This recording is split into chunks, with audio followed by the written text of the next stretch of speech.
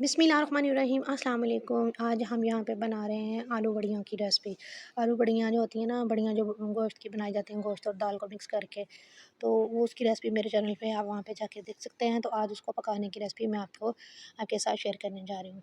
उसके लिए सबसे पहले मैंने घी गर्म किया, उसके अंदर मैंने चॉप किया हुआ प्याज डाला है। प्याज थोड़ा सा ब्राउन हुआ, उसमें लहसुन अदरक का पेस्ट और ये था साथ में टमाटर कट के हुए, वो मैंने ऐड कर दी। जिस तरह से हम लोग मसाला रेडी करते हैं ना, आम सालन हांडी वगैरह का, बिल्कुल उसी तरह से आपने इसका जो है ना वो मसाला रेडी करना है, ठीक है।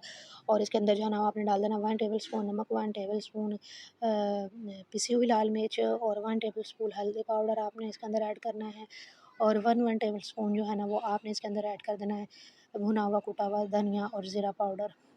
तो ये तमाम स्पाइसेस को डालने के बाद आपने पानी का इसमें लगाना है छींटा और मसाले को भून लेना बहुत अच्छे तरीके से, ताकि इसमें जो है ना वो प्याज और टमाटर अलग अलग से हमारे शोरबे में नज़र ना आए। तो उस टाइप पे आपने जो है ना वो 2 टेबलस्पून इसके अंदर जो है ना वो दही के ऐड कर देने हैं।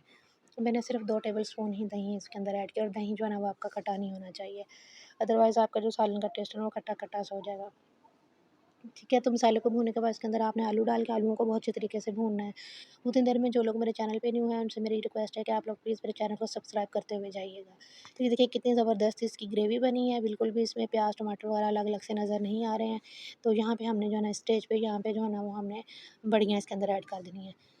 बड़ियों को हमने इसलिए एंड पे डाला है क्योंकि ये जल्दी जो है ना वो टेंडर हो जाती हैं, तो अगर इसको साथ में ही डाल देते तो ये फिर घुल जानी थी, ठीक है। तो उनको थोड़ा-सा भूनने के बाद मैंने इसके अंदर 1 एंड हाफ ग्लास जो है ना वो पानी का ऐड कर दिया। इसको अब हम पकने के लिए रख देंगे।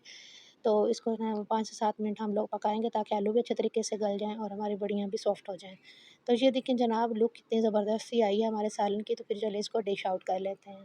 तो ये देखिए जनाब मैंने इसको कर लिया यहाँ पे डिश आउट।